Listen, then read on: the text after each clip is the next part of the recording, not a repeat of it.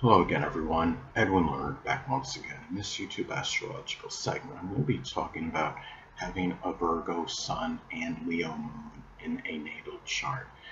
Now, first off, the basic character, which is the Sun. In this case, the Sun being in Virgo can be very organized, analytical, detail-oriented, industrious, reliable, and scrupulous. Now, on a more unconscious level, I mean, the moon is connected with the unconscious, the sun is the conscious side. And with the moon being in Leo, well, on a conscious level, the person may be about giving off some, called the grandeur impression, being dignified, proud, extroverted, extravagant, and confident, and self-assured. Now, the thing about this is, like most sun moon combinations, there's a strong disparity in the energy of the sun and the moon. And the thing about it is, we have this Virgo sun. The sun again is the basic fundamental character, and may be very reticent, and even shy, and is more introverted than the Leo moon. On a conscious level, wants to be praised, lauded, is more attention seeking. So it's a very interesting combination. The side, the person is more, the conscious side, the person is more aware of, maybe, which is the Sun in Virgo. Again, maybe more reticent and humble, and somebody that withdraws from the spotlight, might be averse to the spotlight, but on a conscious level, the person may actually be seeking it. So that's what makes this combination interesting. But anyway, now another way, how this combination may manifest, it could be where one may bring that that Virgo industry and strong work ethic into be something Leo related, such as creativity, entertainment. It could be party planning. It may be something associated with sports or children, um, or game production, even, as some examples. Now, the Sun astrology is connected with our basic wants, and the Virgo Sun wants to be of service and stay busy. The Leo Moon, the Moon is about our emotional needs. The Leo Moon needs praise, attention, entertain others, um, drama, as some examples, and they need to be lauded and praised for their efforts. And now, the thing about, this person may be somebody that has a need to be lauded and praised for just simply the work and service they may provide for others. Now, the Sun is connected with our true self, and the true self, in this case, the Sun being in Virgo, can be punctual, systematic, methodical, organized, and health conscious. Some examples. Now, the moon is associated with our inner self, and the inner self, in this case with the moon being in Leo, being in Leo, can be very self-assured, even bombastic, showy, gregarious, generous, and magnanimous. In the Sun in astrology, it's about our drive and motivation. And this person may be driven and motivated, which is the Sun, and Sun being in Virgo, to work and be helpful, and not being helpful in an officious or unwanted manner, of course, but being just wanting to be helpful to others. And having the moon in Leo, it may be doing so feeling more prideful, and doing it just with more pride and confidence. And this could be more harmonious if there is a sextile aspect. Of course, it would be an out of sign sextile aspect. A lot of, there's some astrologers and astrology enthusiasts that don't believe in out of sign aspects, but I could illustrate through an example why I believe they still exist. Now, let's take conjunction aspect. Let's say, for example, if somebody has the Sun in Cancer at 0 degrees, and they have Mercury in Gemini at 29 degrees.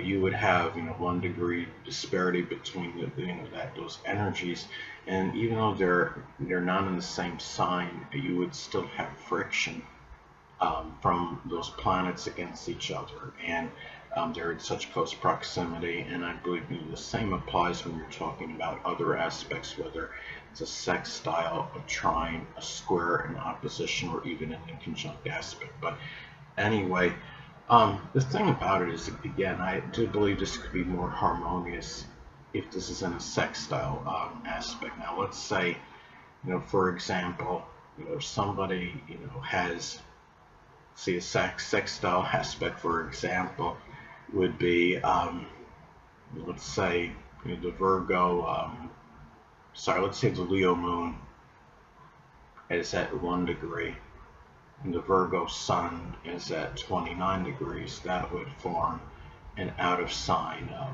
sextile aspect, and you would have a very good blending of that, the helpful, service-oriented, Virgo Sun, nature, and in the Leo moon, generosity would be, I would say it would be a very good in helping, granting favors, and might be an unconscious level with the Leo moon, granting favors readily when, when necessary, without much argument. And I would say, I want to go to something else now connected to this combination now. The Virgo Sun, okay?